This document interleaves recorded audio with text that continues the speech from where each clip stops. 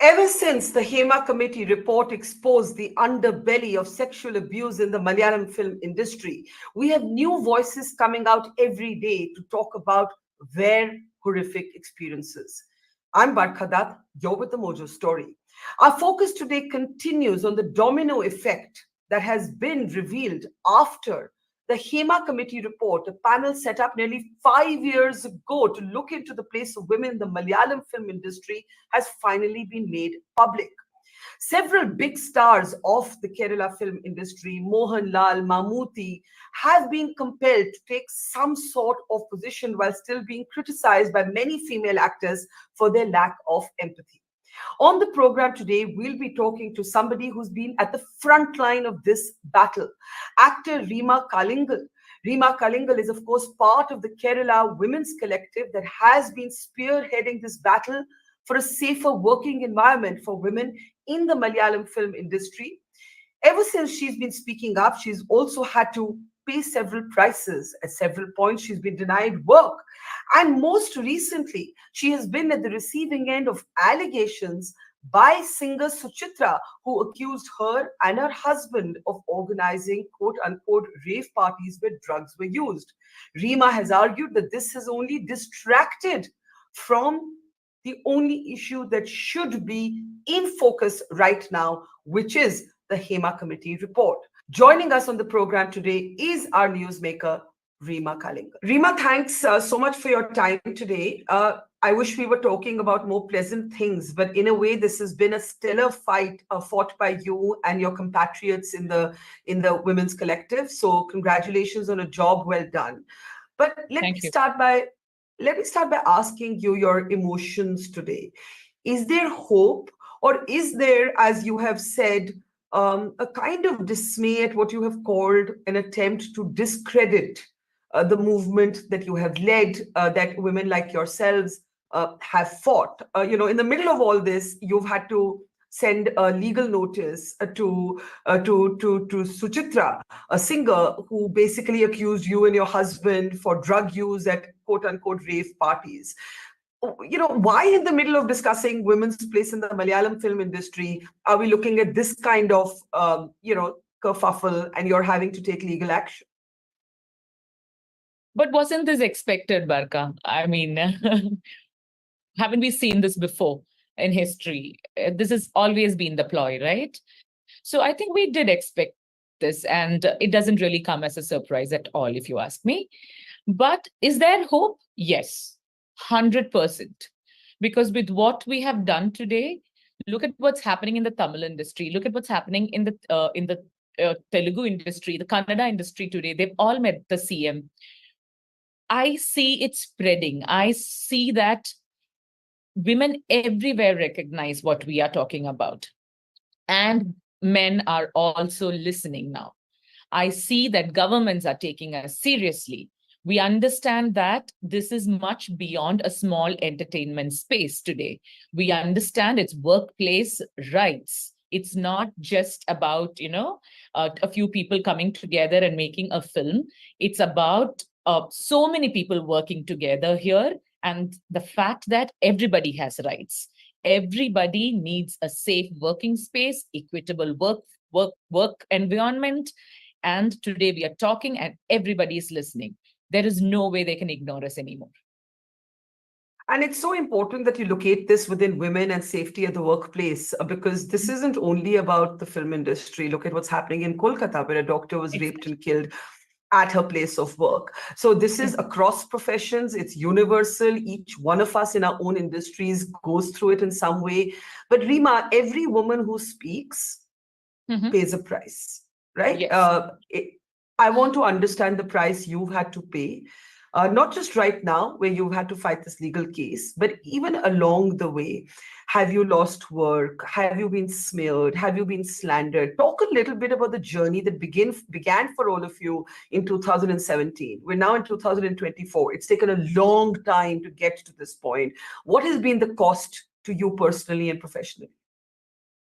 Yes, everything you said, Barka, like, from the slandering, the social media attacks, the trolling, the fact that any woman who stands up and talks is seen as a threat to patriarchy, to systems, to the traditional conventional systems that is in place.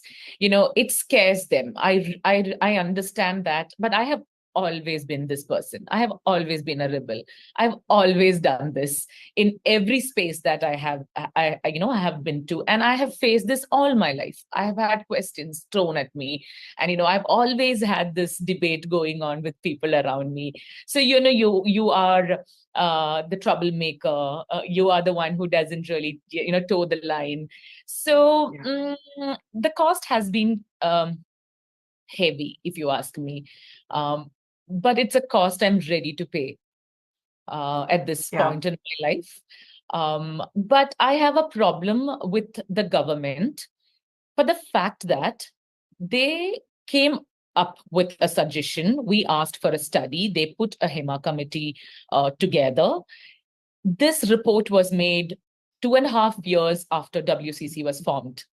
Today, Yeah. 7.5 years later, Mhm. an RTI had to be filed for this to come out.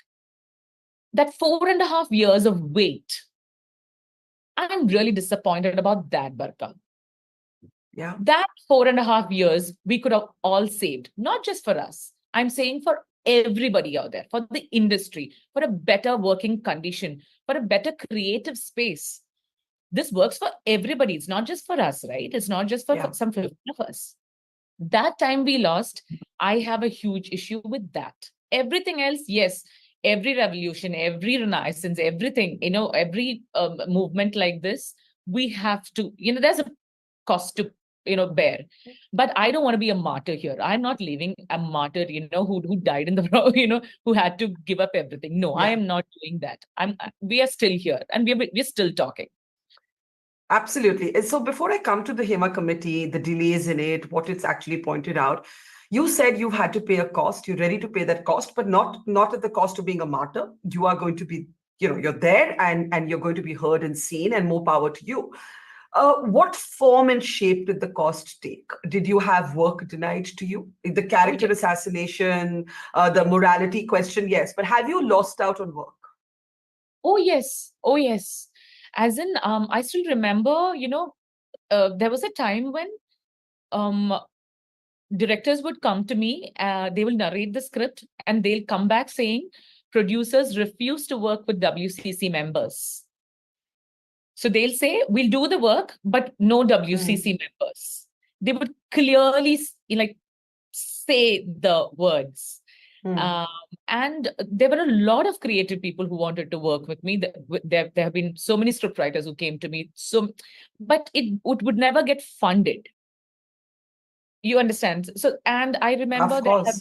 there have been times when um, uh, there were spaces in award panels, in spaces where decisions are made, and they were clearly told no, no WCC members, no. So that was, yeah, and I'm saying this at every, not just work related, right? Like even when you are nominated for something, a position, an award, or anything, everywhere there was a clear silencing, there was clear isolation. They wanted to wipe us out, and they wanted to make sure that they weaken us to a point where we can't really speak up anymore. And that is why women in this moment owe so much to all of you in the collective. Those of you who have really paid a personal and professional price to get all of us here to this point. The committee's report, and you're absolutely right in pointing out the completely inexplicable and unacceptable delay of nearly 5 years before it's come out. It talks actually of a powerful group within the industry that controls the careers of women, and that perhaps is the same group that prevented this report from coming out. Um, do you believe that? Do you believe that there's a powerful mafia that controls the industry? Uh, don't you think so? I mean, everywhere where there's so much power, there are a group of people that control it. It is, I think it's prevalent everywhere, not just in the movie industry. It happens everywhere. And it has happened here, or else there is no other explanation to why a study on the industry should not come out. Why not? Who are they scared of? It should have come out. We should have been discussing this, implementing things based on that. So what is happening right now after the Hema Committee report came out? You know, I think that is what they were scared of in the beginning, right? Yeah. They knew that it would empower more women. It would empower women to believe that there is some kind of a system that is going to, maybe put their weight behind them, give them a voice, give them a platform, maybe give them a better livelihood, better industry to work in. And I don't know, I don't understand why people are so scared of giving that to everybody. Why yes, you all have a great space. You're creating, you are producing, you're acting, you're directing. Give that happiness and creative space to everybody. What are you so scared of? Come on. 2024. Come on. Yeah, it's actually staggering, when you look at the fact that the committee talks about the absence of proper changing rooms, the absence of proper toilets, the absence in pay parity. But it's also got some chilling accounts from complainants, women who came before the committee, talking about how if they drew a red line sexually with powerful men on set, or, whom they were hoping to get work from, the punishment would come, for example, in the form, somebody gave an account that they were made to do a kissing scene 17 times, right? That became the punishment. Another actor I was speaking to, she said, this euphemism called the casting couch. I said, what does it mean? She said, it means that you have to be sexually available on the terms of the men who are asking for this. So really, we're looking at some horror accounts. We've now had Soumya come out. I'm taking her name because she's come out herself, come out and talking about being groomed and raped. We've had Radhika Sarath Kumar say to me that there were hidden cameras making nude videos on the sly in vans where women were trying to change clothes. I mean, what do you feel when all of this is collated under one thing called the Hema Committee panel? Like, how do you keep your hope? But I think there's only one way forward to voice this out and to change it. And all this while, you think women didn't know this, you think the industry didn't know it, everybody knew it. Everybody knows about this. But today, one woman stood up, spoke out, and all these other women stood up with her, rallied behind her. That is a first, Varka. That is a first. And that is the beauty of this moment, that women for once stood up and stood together. And I have so much hope in that, because I haven't seen this happen before in the industry. I have so much hope in this sisterhood. And let me tell you, Barka, this last 7.5 years, the kind of sisterhood, the kind of work I have seen these women do, Beena Paul, Sajida Madatil, Didi Damodaran, Anjali Menon, Parvati Tiruvot, Divya Gopinath, Archana Padmini, Asha Achi Joseph, the amount of work these women have done. I have seen them go through so much. And in spite of that, we have held each other. We have, there have been days when we were so hopeless, but we've always, held hands, stood back up, and we never lost hope, because, we were together. And I feel such strength in this. There is such beauty in this. And I want to call out to all the women in this industry. I really want to tell them, please stand up. This is the time. Please stand up. Time is really up. We have to stand up. This is your movement as well. If you're silent now, if you're scared now, you have to be scared all your life. It doesn't make any sense. It's a wasted life.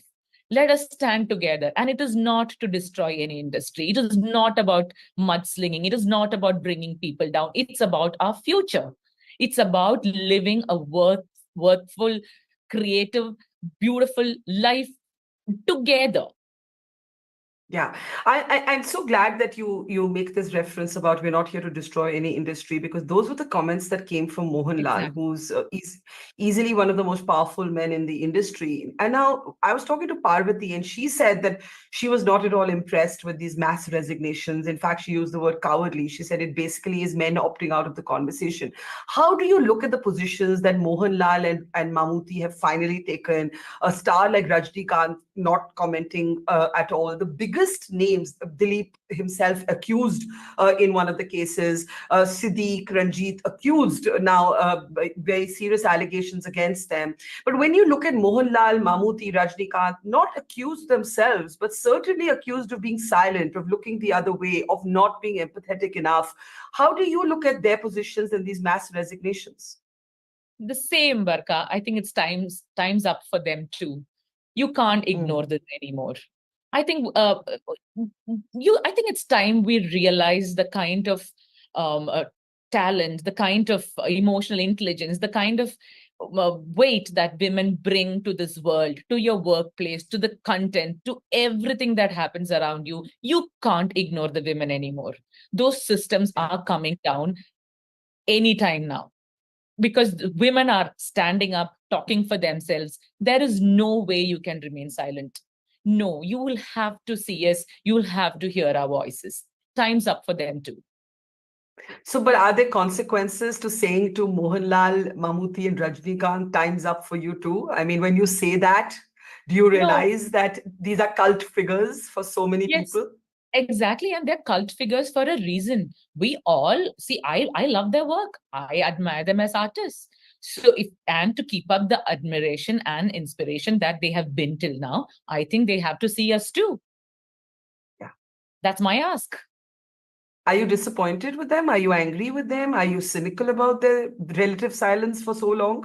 See, I understand the fear. I understand that, all this while they didn't have to really factor in all of this. I understand that it is extra work.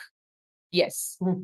Even in a small interpersonal relationship between a man and a woman, when a woman, asks for something, it is a lot of work. So when you're talking about changing a whole industry that has, been working like this for the last 96 years, I understand it is a lot of work. But Yeah. come on, now let's put in the work. Let's make it a better place. We are not distracting anything here. We are constructing and we are rebuilding. We are very clear, and there is, if you people listening to us clearly know what we are saying.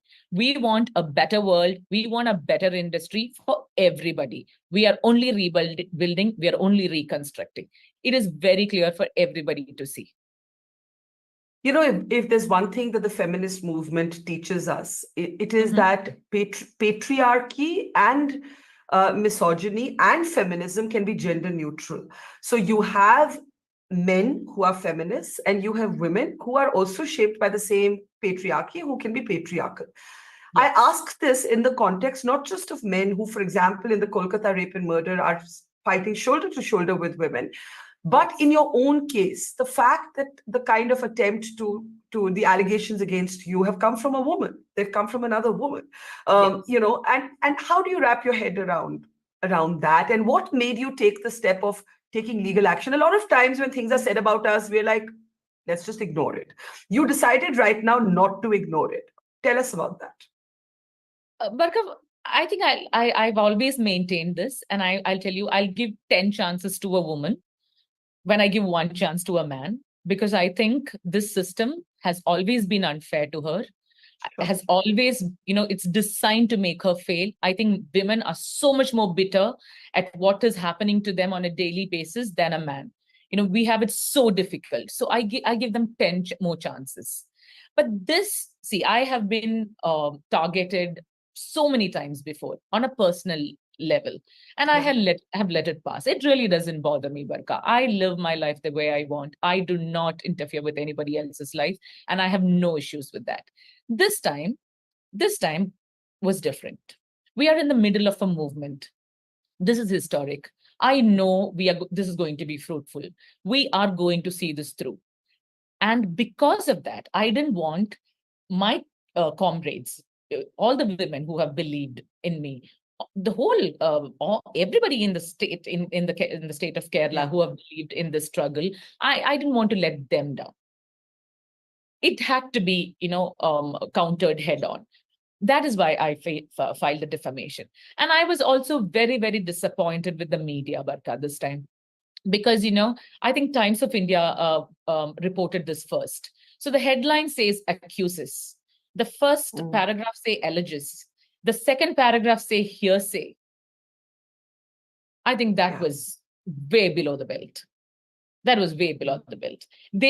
We are in the middle of a huge movement here. It was gaining traction, and it's being derailed for something this silly, this stupid. It was, everybody knew about Suchi leaks. They all know it. There are hours and hours of tape where there is so much of rubbish being spewed, and to say that so many media without cross-checking, without giving context.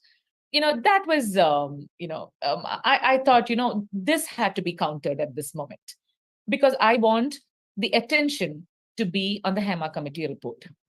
I want the attention to be on what we are going to do next. How is the government going to step in? How are all the stakeholders in the industry coming together to do something about this? We are looking at the way forward. That is why I countered this.